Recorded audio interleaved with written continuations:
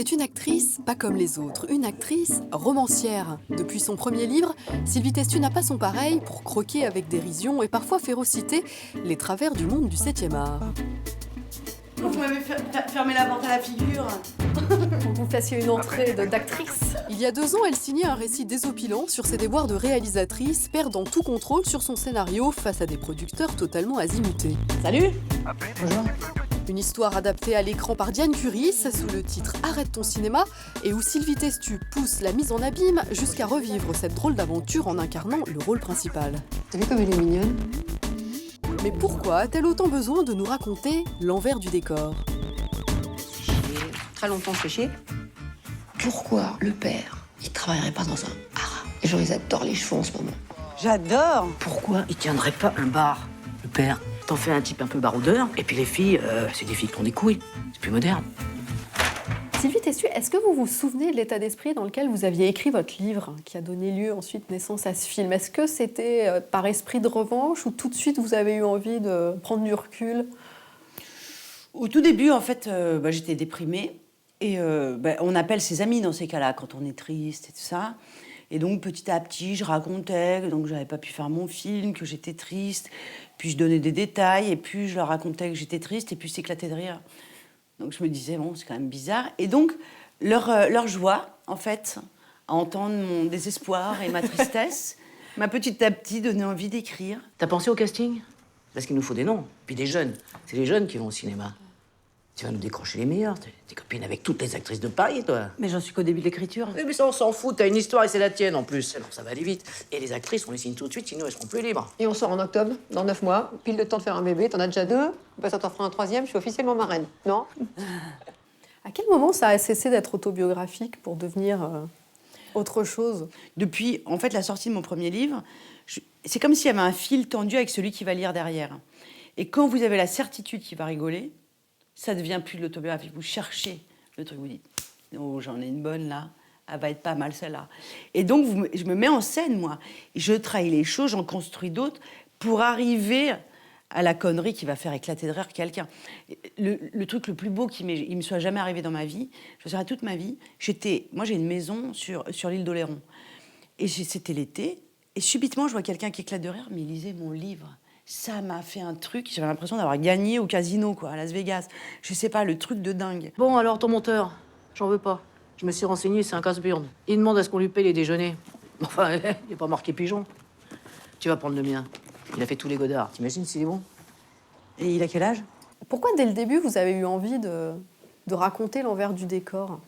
Je crois que c'est pas tellement l'envers du décor. Je pense que c'est plus cette conscience où de temps en temps, je prends un peu de recul, je me dis, on est quand même dans une folie dingue, quoi. Je me souviens très bien d'une scène, c'était un week-end, il était tôt le matin, mon bas a filé. Et la veille, on avait tourné le début de cette séquence, il fallait être raccord, mon bas ne pouvait pas être filé. J'ai cru qu'ils allaient tuer la costumière qui n'avait acheté qu'une paire de bas. Et d'un coup, tout le plateau est devenu hystérique. C'était devenu une question de vie ou de mort, quoi. C'est-à-dire que vous mettez quelqu'un qui ne fait pas du cinéma là, il pense qu'on va tous à l'asile, quoi. Et donc, c'est amusant, ça. C'est le sentiment que j'en ai parfois quand je m'arrête. Mais même quand on se regarde tous, parfois, il y a des moments... Mais vous pensez justement que la majorité des acteurs, des réalisateurs ont conscience de la folie qui est parfois la leur, ou que finalement, vous êtes une des rares à avoir cette distance-là? J'imagine. On l'oublie. Même moi, je l'oublie au moment où je suis en train de tourner, au moment où même moi, je dis « Oh là là, mon Dieu, il me manque le vernis à ongles ». Même pour moi, ça m'arrive. Mais ils en ont conscience. Et après, finalement, dans ce que j'écris moi, c'est toujours des situations qui sont quand même extrêmes. On le voit que j'étire les situations, les sentiments, jusqu'à la limite du crédible. Il faut que ça devienne du clown. Et Diane a fait exactement la même chose. Notamment avec les 2 productrices qui sont très extrêmes. C'est pour ça que c'est des comédies, que c'est très drôle. Et que tout ça n'a pas une importance ou une incidence dingue. Je ne suis pas en train de dire, ah bah, alors, voilà, pamphlet sur le cinéma. Sinon, ça serait chiant d'ailleurs. Le rôle principal, c'est qui? C'est vous 3.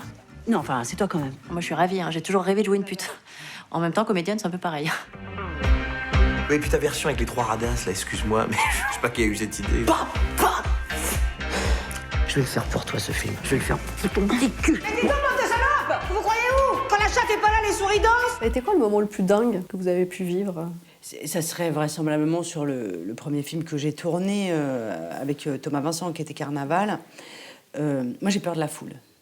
Donc, au tout départ, quand j'ai vu Thomas, donc le réalisateur, se déguiser, mettre son clutch, on appelle, c'est-à-dire se mettre son déguisement pour aller au Carnaval, il s'est mis des barésies, il s'est déguisé en grosse bonne femme d'une vulgarité sans nom.